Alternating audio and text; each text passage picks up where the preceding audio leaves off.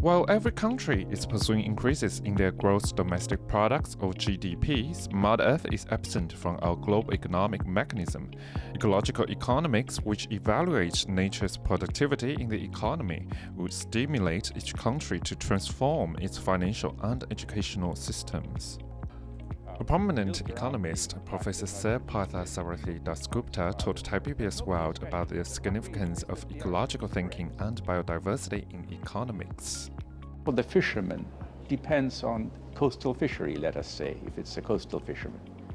Now, the productivity of that fishery depends, and he may be interested only in one species of fish, but the survival of that species, the bountiful nature of that species in the coastal region will depend on many other organisms.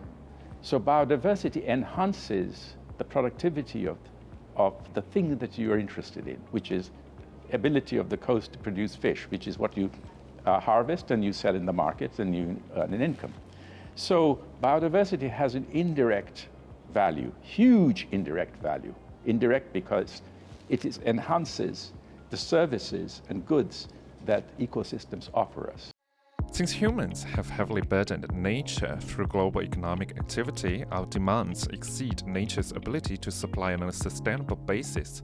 Dr. Dasgupta suggested people should pressure the government for faster change.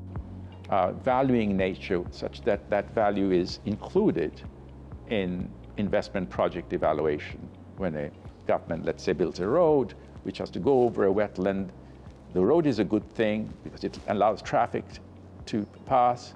On the other hand, it's a bad thing because the wetland is being destroyed. So you have to balance these two things. In the past, the loss was not included.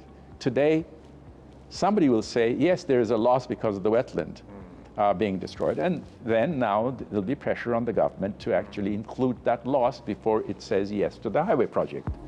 Dr. Dasgupta has preached this ideology to government officials and business leaders for years, but the difficulty is the sluggish transition in the public sector. If the value of nature cannot be estimated within the current economic system, the government will need to invest more in restoring nature's productivity.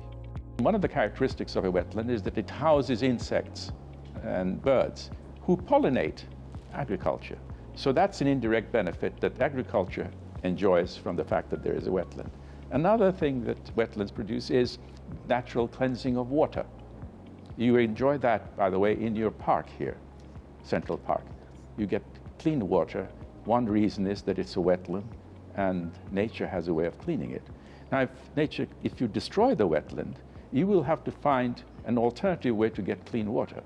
You'll have to have a filtration plant. That's going to cost billions of baht probably.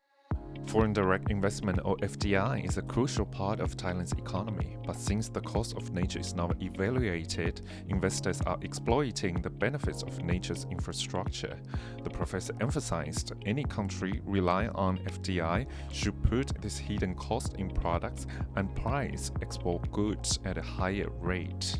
We see a lot of EV brands coming to Thailand, and there's some debate about the production of EV battery. Would, of course, generate a lot of waste.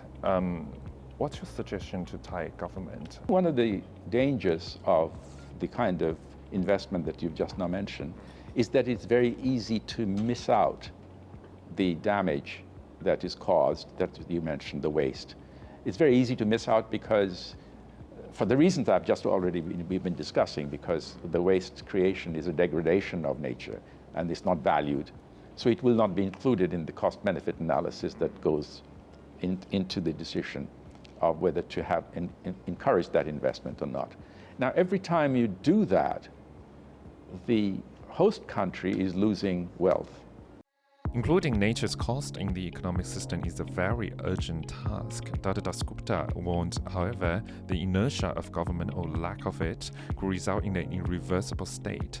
People need to learn more about this problem since environmental consequences matter to our children and grandchildren.